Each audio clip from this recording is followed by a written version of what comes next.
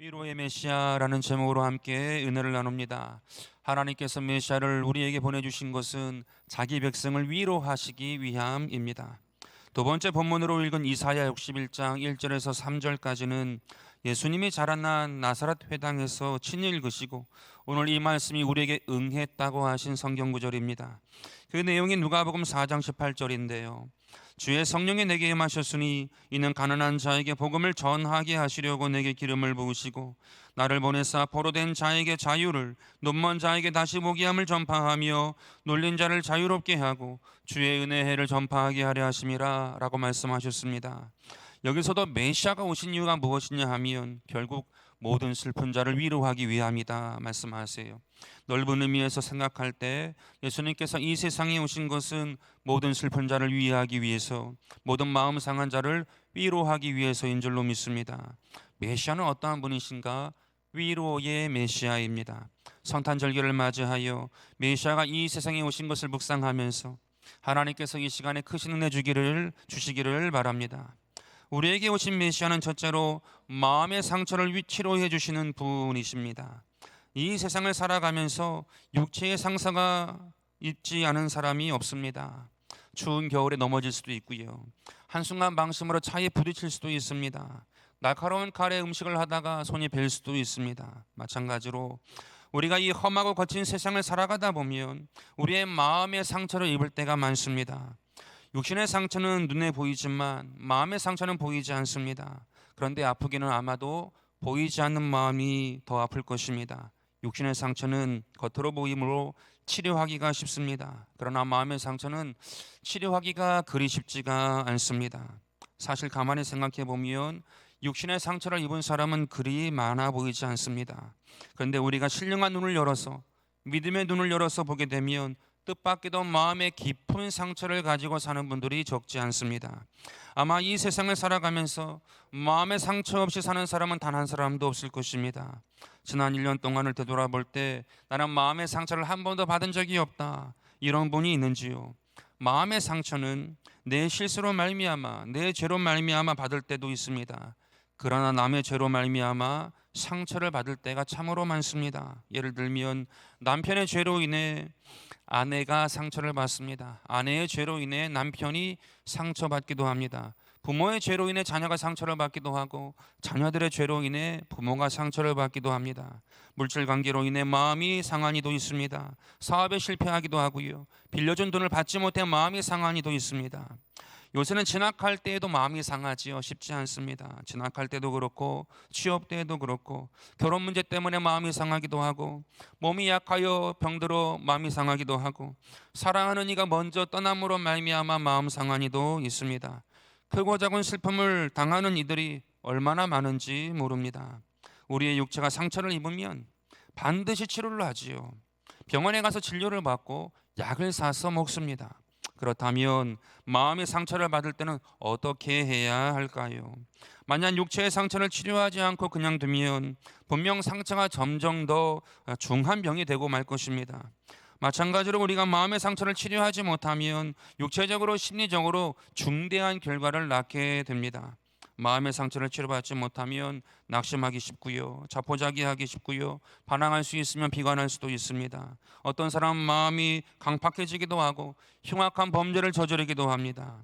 마음의 상처를 치료받지 못하면 이것이 여러 가지 육체의 질병으로 변하기도 합니다. 심장마비가 오기도 하고요, 또 신경쇠약에 걸리기도 하고 정신병에 걸리기도 합니다.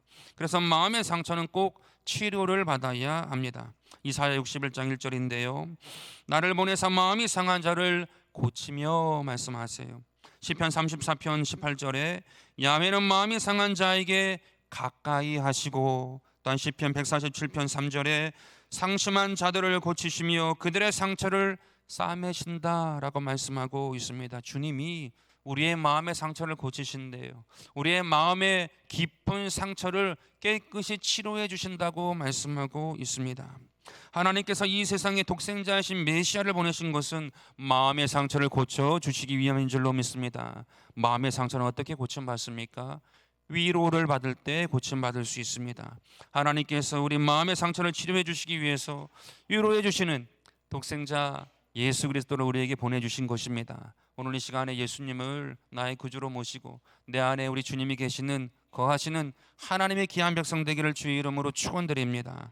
둘째로 메시아이신 예수님께서는 어떻게 우리의 마음의 상처를 고치시고 우리를 위로해 주실까요? 주님은 우리와 함께 계심으로 고쳐주시고 치료해 주십니다. 이사야서 7장 14절에 이렇게 말씀하세요. 보라 처녀가 잉태하여 아들을 낳을 것이요 그 이름을 임마누엘이라 하리라 말씀하고 있습니다. 여러분, 임마누엘 많이 들어보셨잖아요. 어떤 뜻인지 아시지요? 하나님이 우리와 함께 하신다, 나와 같이 계신다라는 의미를 가지고 있습니다. 예수님께서 이 세상에 오신 것은 우리와 같이 계시기 위함입니다.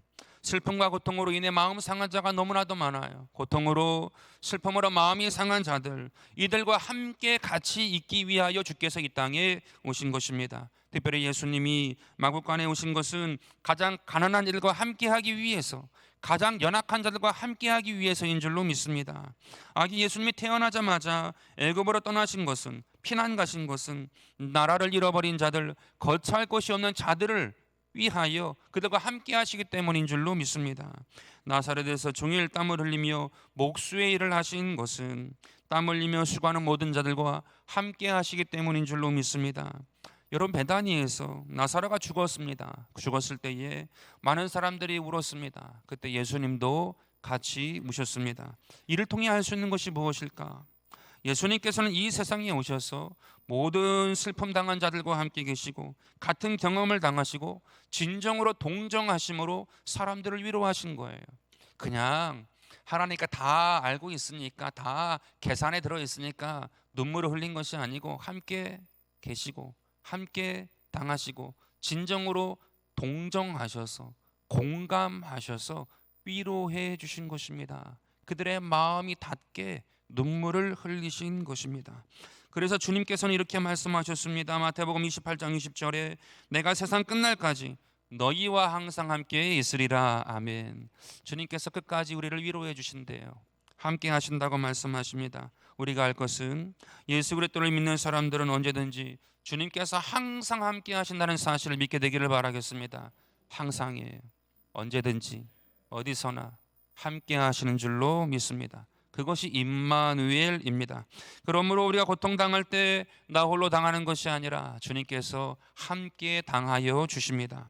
우리가 눈물을 흘릴 때 홀로 눈물을 흘리는 것이 아니고 우리의 손을 붙잡고 우리를 부둥켜 안고 함께 눈물을 흘려 주십니다. 잠들지 못하고 홀로 일어나 슬피 눈물을 흘리며 이러한 생각, 이러한 말 할 수 있어요. 누가 내 고통을 알며 내 눈물을 알까? 자기 위에는 아무도 알 수 없다라는 그런 탄식, 이 아픔, 이 고통 누가 알까 탄식할 수 있어요. 그렇지만 이제는 그럴 필요가 없습니다. 주님이 임마누엘이시래요. 항상 함께 하신대요. 홀로 두지 않는데요. 홀로 눈물 흘리게 하지 않는다고 내가 임마누엘이라 말씀하십니다. 이 주님을 의지하는 믿는 이 시간 되기를 바라겠습니다. 받아들이는 시간 되기를 바라겠습니다. 하나님이 우리와 항상 같이 계신 것을 우리에게 깨닫게 하기 위하여 말씀이 육신이 되어 우리 가운데 오신 것입니다. 그것이 임마누엘입니다. 이것이 얼마나 감사한지 몰라요. 가장 귀한 것입니다. 여러분, 어린아이가 밤중에 울 때가 있어요. 배고파서 울 수도 있지만 순식간에 홀로 있다라는 그 두려움 때문에 울 때도 있지 않을까요? 그런데 그때 엄마가 와서 안아주면 울음을 그치게 됩니다. 함께 하니까 그치게 되지요. 제가 살면서 많은 것들이 경험 중에서 바뀌게 되는데 그 중에 하나가 무엇이냐 하면 저는 되게 불만이 많았던 게 여자들은 왜 이렇게 전화를 오래 할까? 자주 할까? 굉장히 불만이 많았어요. 쓸데없는 얘기하는 것 같고 문제만 만드는 것 같으니까 제 마음에 불만이 많았습니다. 그런데 가만히 보니까 아무 연락도 안 하는 것보다 좋습니다. 왜냐하면 그 속에서 위로를 받더라고요. 그 속에서 마음의 고침과 치료를 받더란 말입니다. 우리가 홀로 눈물을 흘리다가도 주님께서 나와 함께 하신 것을 깨닫게 되면 기도가 열려요. 말씀의 문이 열립니다. 교회에 자주 가고 싶어집니다. 가까이 할 때 큰 위로를 경험하는 것입니다. 회복을 누리게 되는 것입니다. 여러분, 이 시간 우리 가운데 이 은혜가 있게 되기를 바라겠습니다. 가까이 하세요. 임마누엘로 하나님께서 함께 하세요. 여러분들의 마음을 공감하시고요, 동감하시고 동정하세요. 함께 눈물을 흘려주시고 함께 웃어주시고 함께 기뻐해 주십니다. 이 은혜를 누리게 되기를 주의 이름으로 축복합니다. 주님의 위로는 그것뿐만이 아닙니다. 마태복음 1장 20절을 보니까 요셉에게 주의 사자가 현몽하여서 이렇게 말합니다. 다윗의 자손 요셉아, 내 아내 마리아 데려오기를 무서워하지 말라. 그에게 잉태된 자는 성령으로 잉태된 것이라. 아들을 낳으리니 이름을 예수라 하라. 이는 그가 자기 백성을 그들의 죄에서 구원할 자이심이라 라고 말해 주었습니다. 주의 사사가 말하기를 메시아에게 이름이 있는데 그 이름을 알려줍니다. 예수님, 예수라는 거예요. 그리고 그 뜻까지 알려줍니다. 자기 백성을 죄에서 건질 자, 구원할 자가 예수님, 예수다, 메시아다라고 이야기합니다. 다시 말해 메시아이신 주님은 우리 죄를 용서하여 우리의 마음을 치료하여 주시는 분이십니다. 주님께서 함께 하셔서 위로하고 치료해 주실 뿐만 아니라 죄를 사해 주심으로 우리의 마음을 고쳐주세요. 우리의 마음을 새롭게 해주세요. 우리의 마음이 상처를 많이 받지만 깊이 생각해 보면 근본적인 원인이 무엇일까? 근본적인 상처의 이유가 무엇일까? 인간의 죄악이 있는 것입니다. 그 뿌리에 죄가 있습니다. 이 상처의 원인이 되는 죄를 없애주시고 사해주시고 죄악 가운데서 우리를 건지시기 위해서 예수님께서 우리 가운데에 오신 거예요. 특별히 아기 예수님으로 그 착하고 선하고 거룩하고 순수한 모습으로 우리 가운데 주님이 오신 것입니다. 누가복음 7장에 보면 이런 이야기가 있어요. 예수님께서 어느 날 바리새인의 초대를 받아 그 집에서 식사를 하게 되었습니다. 그때 그 마을에 있는 한 여인이 예수님 발치에 와서 눈물을 많이 흘렸습니다. 그 눈물로 예수님의 발이 젖게 되어지니까 그 여인이 머리를 풀어서 예수님의 발에 묻은 눈물을 닦습니다. 그리고는 향유를 그 발에 부었습니다. 예수님의 발에 향유를 부은 거예요. 이 여인이 눈물을 흘린 이유는 죄를 많이 지었고 또 마음에 눌림을 받았기 때문에 눈물을 흘린 것도 있을 것입니다. 그러나 그뿐만이 아니라 주님 앞에 나와 죄의 사함을 받기 원하여 눈물 흘린 줄로 믿습니다. 여러분, 예수님은요 이 여인의 눈물을 받으세요. 이 눈물을 받으시고 용서해 주시고 평안을 주십니다. 누가복음 7장 48절인데요 이에 여자에게 이르시되 내 죄 사함을 받았느니라. 그리고 50절에 내 믿음이 너를 구원하였으니 평안히 가라 라고 말씀하세요. 죄를 사해 주시고 마음을 치료해 주셨어요. 평안을 주셨어요. 마음을 고쳐 주셨습니다. 또 한 번은 예수님께서 가버나움에서 가르치실 때에 네 사람이 자기의 친구, 중풍병 걸린 친구를 침상에 어깨에 메고 왔는데 사람이 너무 많은 거예요. 그래서 우리가 알고 있듯이 천장을 뚫어서 각 모서리에 줄을 달아 내리게 됩니다. 그때 예수님이 보셨지요.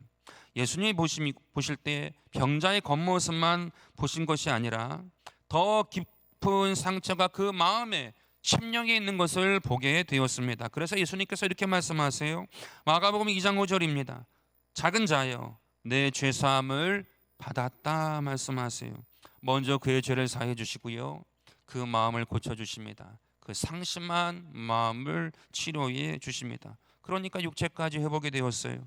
예수님께서는 우리의 죄를 사해 주심으로 우리의 마음의 상처와 병까지 다 고쳐 주시는 줄로 믿습니다. 주님만이 그렇게 하실 수 있어요. 주님만이 깊은 그 곳을 만지시고 고치시고 회복시켜 주십니다. 누구든지 자기 죄를 깨닫고 탄식하고 눈물을 흘리며 예수님께 나오면 예수님 모든 죄를 사해 주세요. 그 죄를 사해 주시고 마음을 고쳐 주시고 마음이 고침 받으니 육체까지도 새 힘을 건강을 얻게 되더란 말입니다. 찬송가 254장에 내 주의 보혈은 정하고 정하다. 내 죄를 정케 하신 주 날 오라 하신다. 약하고 추해도 주께로 나가면 힘 주시고 내 추함을 곧 씻어 주시네. 여러분, 주님만이 우리의 죄를 사해 주시고 우리의 마음을 고쳐 주시는 줄로 믿습니다. 새 힘을 더하여 주시는 줄로 믿습니다. 우리의 상한 마음을 회복해 주실 분은 예수님밖에 없어요. 오직 예수님만이 우리에게 그 은혜를 주십니다. 누군가 공감해 줄 수 있는 사람이 있을 수 있어요. 그러나 죄를 사할 수 있는 분은 오직 예수님, 그래서 우리의 마음을 완전히 고쳐주십니다. 그래서 산상보훈에서 주님이 말씀하셨어요. 마태복음 5장 4절에 애통하는 자는 복이 있나니 그들이 위로를 받을 것이다.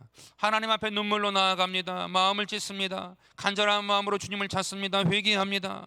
주님께 나아갔더니 하나님께서 위로해 주신대요. 마음을 고쳐주신대요. 상한 마음을 싸매 주신대요. 상한 마음을 치료해 주신대요. 그게 위로다 말씀하고 있습니다. 여러분의 심령이, 여러분의 마음이 평안해지게 되길 바라겠습니다. 위로받기를 원합니다. 마음의 상처가 다 싸매어지는, 치료받는 은혜가 있게 되기를 축복합니다. 셋째로 메시아이신 주님은요, 우리에게 성령의 은혜를 주시는 분이세요. 요한복음 1장 14절에 보니까 말씀이 육신이 되어 우리 가운데 거하심에 우리가 그 영광을 보니 하나님의 독생자의 영광이요 은혜와 진리가 충만하다 말씀하고 있습니다. 예수님께는 은혜와 진리가 충만히 있습니다. 메시아이신 예수님께서는 하늘의 보좌를 버리셨습니다. 우리에게 오셔서 같이 계시고요, 우리를 위로하여 주시고요, 우리의 죄를 사하여 주심으로 마음의 상처와 마음의 괴로움을 고쳐주십니다. 이것이 성령의 은혜예요. 성령의 은혜가 아니고는 우리의 깊은 것을, 그 마음을, 그 깊은 마음을 터치할 수가 없어요. 성령께서 그 마음을 터치해 주십니다. 주님께서 보내셔서. 주님이 주시는 은혜 가운데 제일 큰 은혜가 무엇이냐 하면 바로 이 성령의 은혜입니다. 성령의 은혜는 마치 기름과 같습니다. 그래서 이 은혜를 받게 되면요, 우리의 마음이 부드러워져요. 우리의 마음이 밝아지고요, 우리의 얼굴이 밝아지게 됩니다. 겸손해집니다. 한마디로 잘생겨진다, 이뻐진단 말입니다. 성령의 은혜가 너무나도 좋아요. 우리의 마음의 상처가 아무리 깊어도 성령의 은혜가 우리 가운데 충만히 있으면, 성령의 은혜가 우리 가운데 넘치게 되면 삶이, 환경이, 눈에 보이는 것, 귀에 들리는 것, 느껴지는 것, 손에 잡히는 것이 아무것도 없고 괴롭다 할지라도 마음이 충만한 거예요. 성령의 은혜를 받으니까 사랑, 희락, 화평, 오래 참음, 자비, 양선, 충성, 온유, 절제, 성령의 열매지요. 성령의 열매가 충만하니 견딜 수 있단 말입니다. 마음이 충만해지니까 이겨요. 모든 것을 참고 모든 것을 견디어냅니다. 그런 가운데 주님을 의지하게 되는 것입니다. 보이지 않아도, 들리지 않아도, 잡히는 것이 없어도, 느껴지지 않아도 마음이 충만하니 일어설 수 있단 말입니다. 희망을 갖는단 말입니다. 내일을 향하여 나아간단 말입니다. 이것이 성령의 은혜예요. 예수님이 주신단 말입니다. 이것은 예수님께서 주시는 은혜를 받아야 가능하지요. 시편 42편 5절입니다. 내 영혼아, 내가 어찌하여 낙심하며 어찌하여 내 속에서 불안해하는가? 너는 하나님께 소망을 두라. 우리에게는 항상 은혜가 필요해요. 은혜가 없으면 불안해집니다. 두려워집니다. 또한 은혜 받은 심령은 아무리 마음의 상처가 깊어도 이렇게 부르짖습니다. 시편 23편 1절 2절인데요. 야훼는 나의 목자시니 내게 부족함이 없으리로다. 그가 나를 푸른 풀밭에 누이시며 쉴 만한 물가로 인도하시는 도다.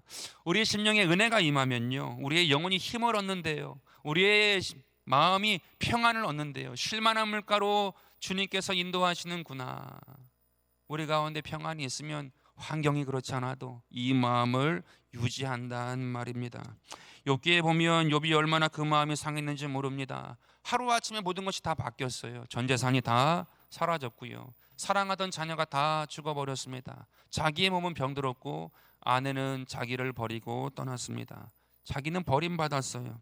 그 마음의 상처가 얼마나 깊겠습니까?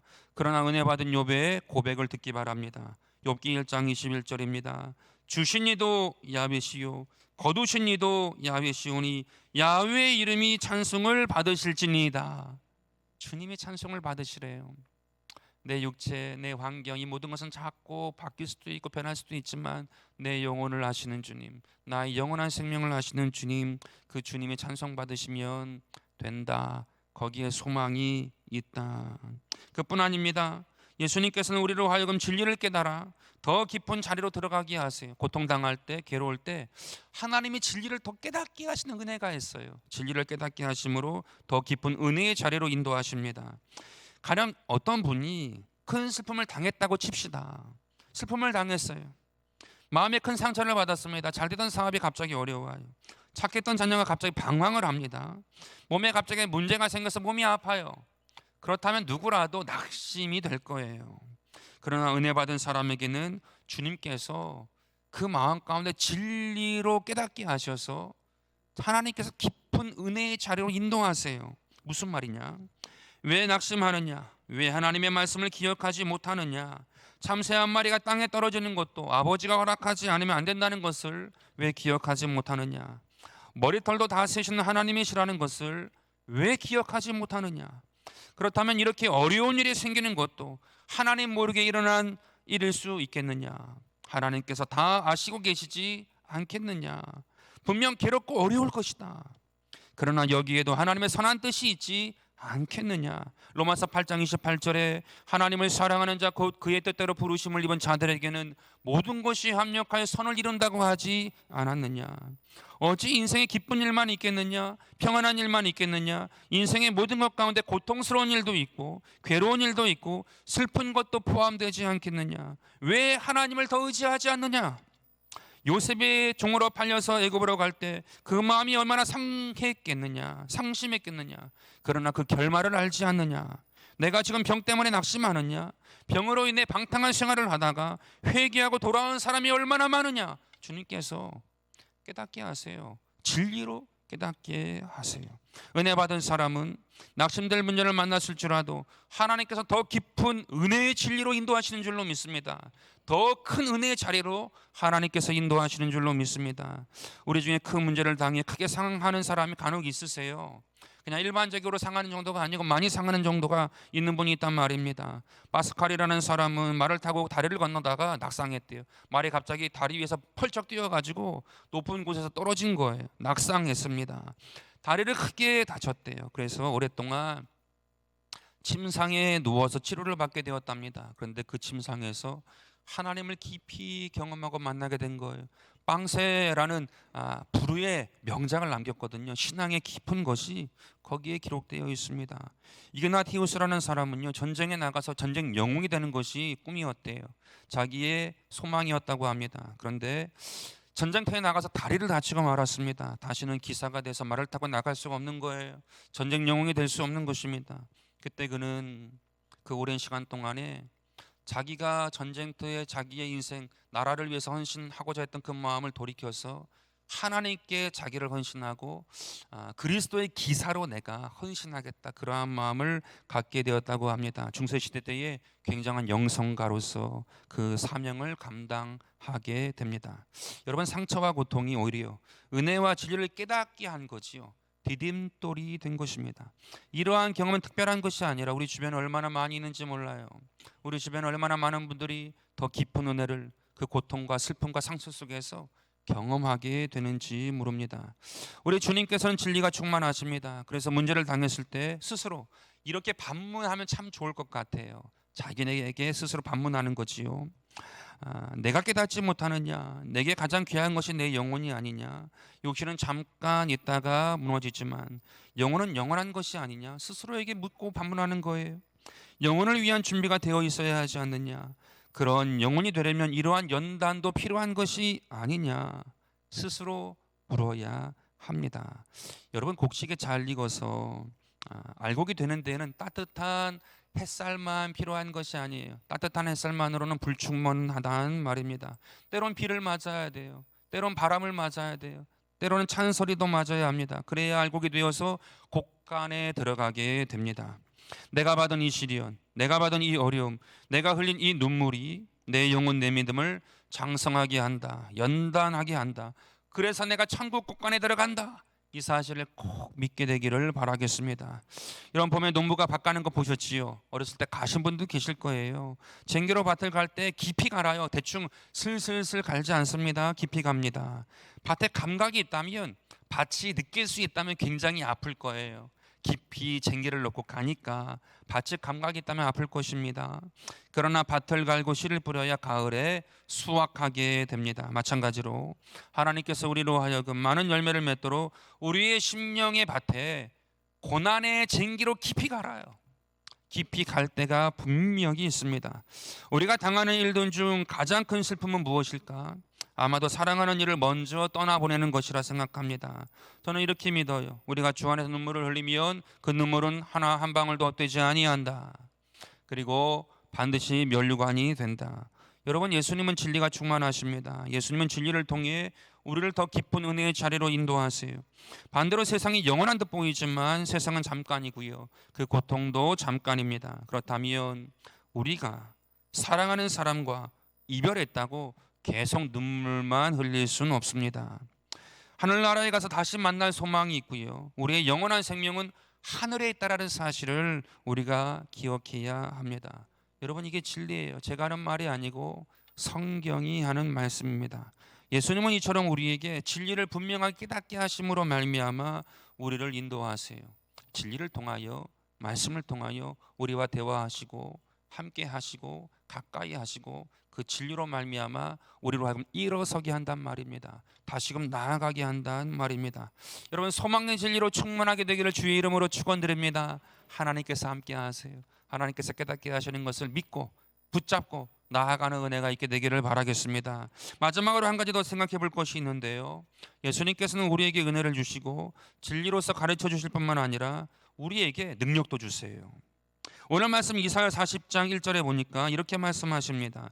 너희의 하나님이 이르시되 너희는 위로하라, 내 백성을 위로하라 라고 말씀하고 있습니다. 2번 반복하고 있는데 위로하라, 그 의미를 우리가 어렴풋이라도 다 알고 있어야 따뜻한 거지요. 누군가 나를 위로해주고 품어주고 이해해준다라는 의미로 우리가 알고 있지 않습니까? 근데 원어를 보면 위로하다라는 이 말뜻 가운데에 힘, 능력이라는 의미를 담고 있습니다.